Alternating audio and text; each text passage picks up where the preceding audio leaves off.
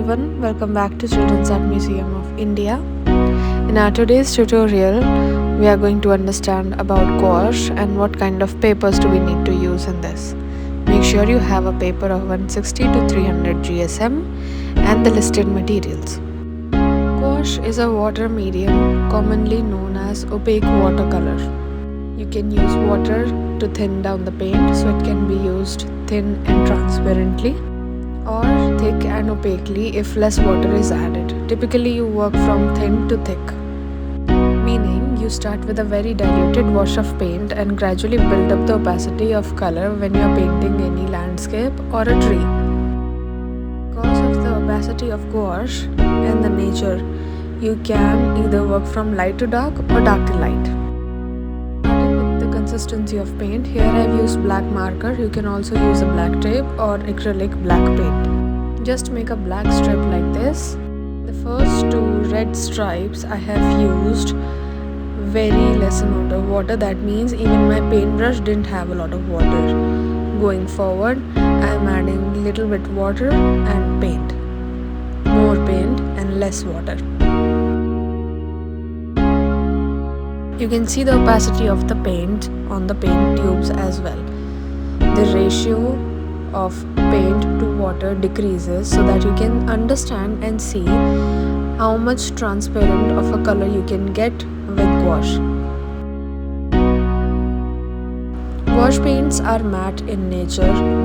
They don't leave a glossy effect after they dry.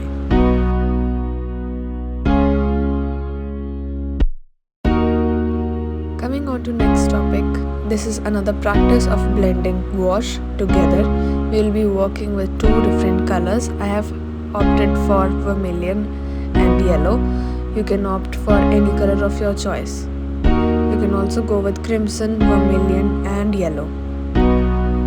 I have added a lot of water for the first patch, and due to a lot of water, we are going to see different kinds of result. As you can see, here we are getting a bit more patchy effect.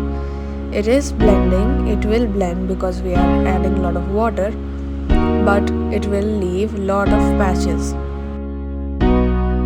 which doesn't showcase a smooth blending. Going towards the right side, we will be using more paint and just a hint of water, and sometimes not even using water. I'm just washing my brush and cleaning onto the towel. Start blending orange, and while you are blending orange, make sure it's mixed properly in the middle before you move towards the end. You can observe the difference and the vibrance of colors for yourself. Left one is patchy and have paintbrush strokes, while right one is properly blended. Moving towards the next step, divide your paper into 6 squares or rectangles or circles. Here we are going to practice different techniques of blending gouache paints. Like watercolor, we can experiment with wet on wet, but here, according to my preference of the paper, I am not going to do wet on wet. I will be using more water for the first part and less paint. I call this more water less paint gradient technique because it provides seamless blending, and onto this you can layer your paints easily. It is best suited for trees or painting rocks or painting skies.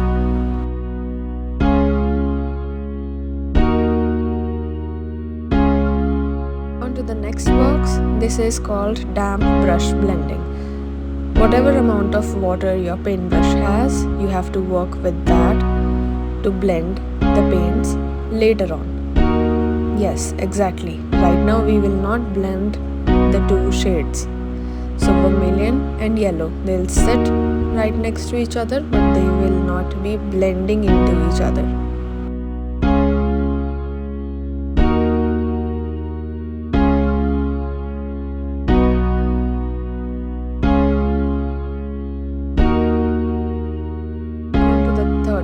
This is called mixing midtones while you are blending the shades.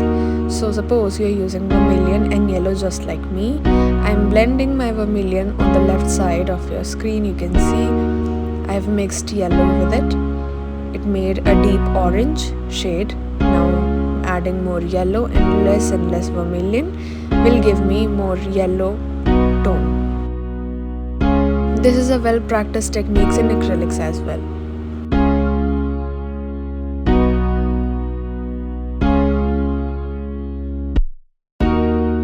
Until you are satisfied with the blending, you can go over and over the space multiple times.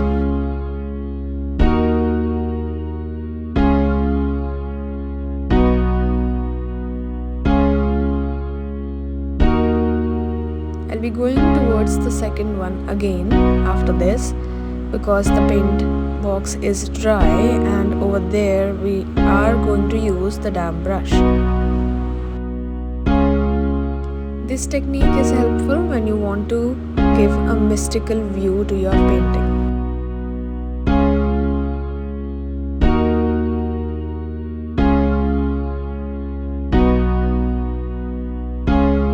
Blend properly, but not use a lot of extra color while blending. Remember, only the damp brush will work well in this technique.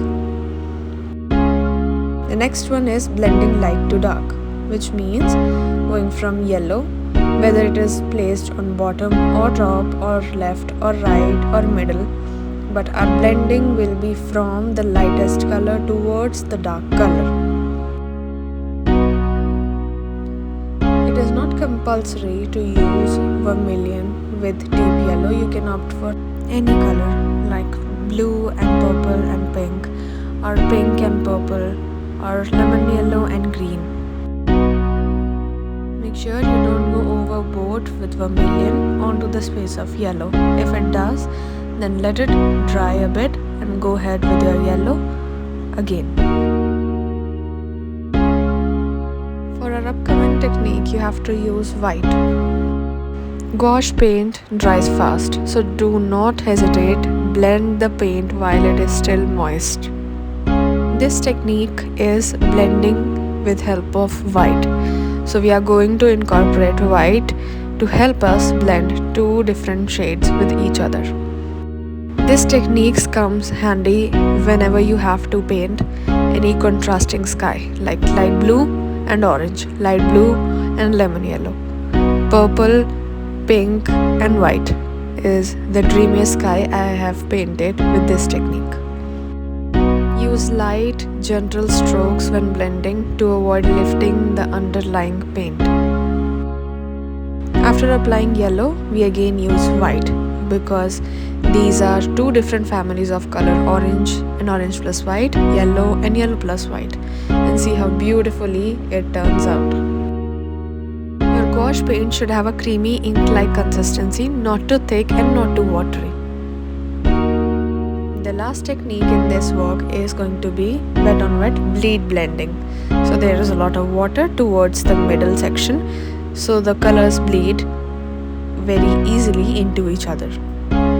This helps whenever you are painting any contrasting subject.